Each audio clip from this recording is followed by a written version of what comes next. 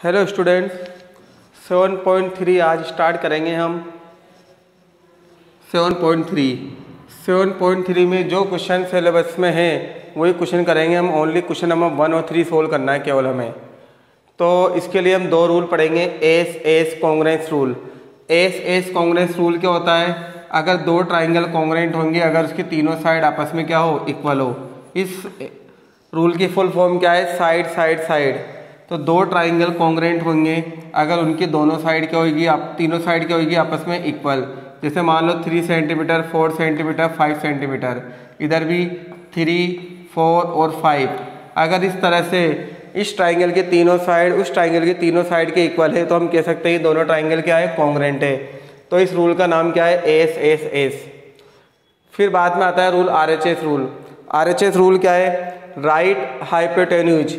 R का मतलब क्या है? राइट।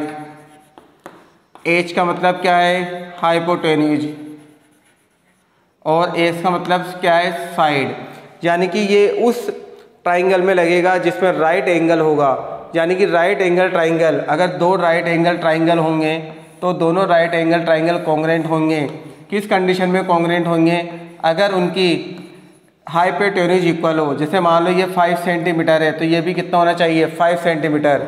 और एंगल दोनों में 90 डिग्री का होना चाहिए। यानी कि दोनों राइट एंगल ट्राइंगल होना चाहिए, उनकी हाइपोटेन्यूज इक्वल हो, साथ में अदर साइड कोई सी भी इक्वल हो। इन दोनों साइडों में से कोई सी साइड इक्वल हो तो हम लिख सकते हैं कि दोनों ट्राइंगल क्या है? कॉन्ग्रुएंट है। इस रूल का नाम क्या है? RHS rule. तो हम 7.3 का फर्स्ट क्वेश्चन स्टार्ट करते हैं। क्वेश्चन थोड़ा बड़ा है तो इस रीजन से मैं गिवन और टू प्रूव नहीं लिखूंगा, ओनली प्रूफ से स्टार्ट करेंगे। मैं आपको एक्सप्लेन कर देता हूं क्वेश्चन नंबर 1 में क्या क्या गिवन है। देखो क्वेश्चन नंबर ABC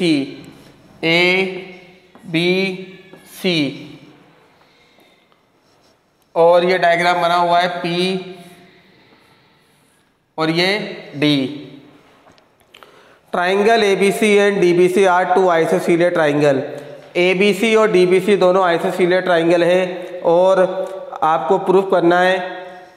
देखो गिवन में केवल एक ही चीज की बनती है, हम डायरेक्ट प्रूफ करेंगे।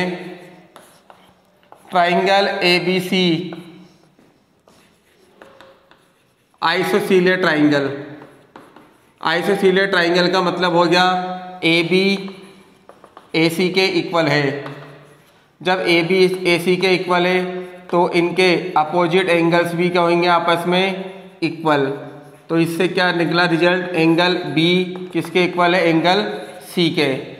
सेम अगर बात करें हम ट्राइंगल BDC, ये भी क्या है?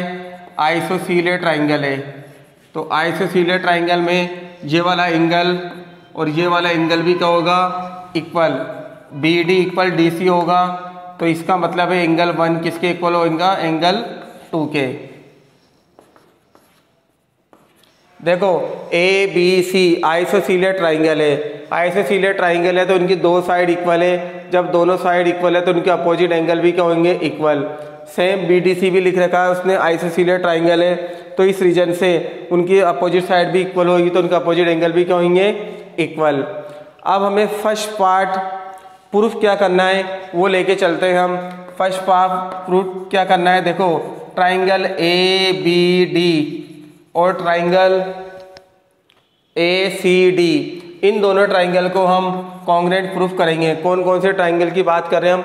ABD ACD। तो इन दोनों ट्राइंगल्स में देखो आप क्या क्या इक्वल है। AB AC के इक्वल है, BD CD के इक्वल है, AB किसके इक्वल है? AC के। Equation first. और BD DC के इक्वल है, इक्वेशन 3। और AD दोनों में क्या आ रही है? कॉमन। तो दो ट्राइंगल में अगर तीन साइड इक्वल है तो अभी हाल मैंने रूल बताया, उस रूल का नाम क्या है? AS से दोनों ट्राइंगल क्या हो जाएंगे? कॉन्ग्रुएंट। जब दोनों ट्राइंगल कॉन्ग्रुएंट होते हैं तो CPCT से हम क्या लिख सकते हैं? ये एंगल इस एंगल के क्या हो जाएगा? इक्वल। यानी कि एंगल 3 एंगल 4 के इक्वल हो जाएगा। तो इसका मतलब है ये AD लाइन एंगल A को क्या कर रही है, बाइसेट। AD बाइसेट किसको कर रही है, एंगल A को। तो इससे रिजल्ट निकल सकता है कि AP किसको बाइसेट कर रही है, एंगल A को। ये रिजल्ट भी आपके काम में आएगा अभी आगे। देखो इस क्वेश्चन के अंदर 4 पार्ट है, आप इन 4 पार्ट्स का आप एक बार रीडिंग कर सकते हो। तो हमारा फर्स्ट पार्ट तो यहाँ प्रूफ हो गया था कि ABD किसके कॉन्ग्रुएंट हो गया, ACD के। अब सेकंड पार्ट क्या है, देखो सेकंड पार्ट में ट्राइंगल ट्राइंगल ABP और ट्राइंगल ACP,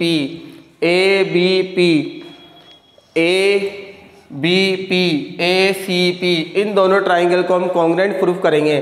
देखो कॉन्ग्रुएंट प्रूफ करने के लिए क्या क्या इक्वल हो रहा है, AB AC के इक्वल है, हम पहले प्रूफ कर चुके इक्वेशन 1।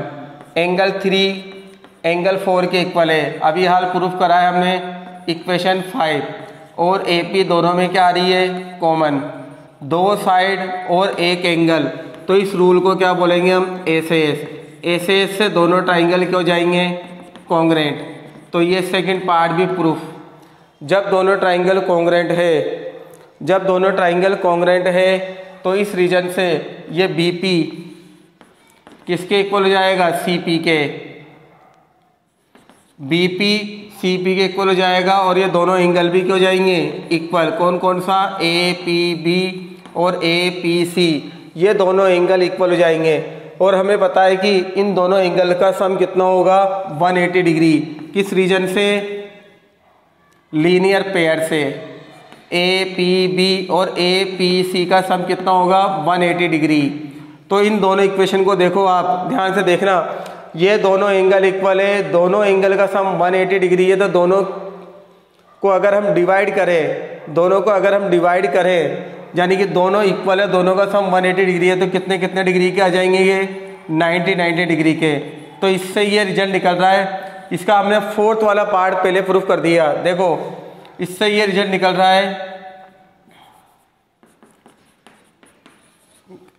कि देखो 7 और 8 से क्या रिजल्ट निकल रहा है कि BP PC के इक्वल है और ये एंगल 90 डिग्री के हैं। तो 7 और 8 से ये रिजल्ट निकल रहा है फ्रॉम 7 and 8 कि AP इज परपेंडिकुलर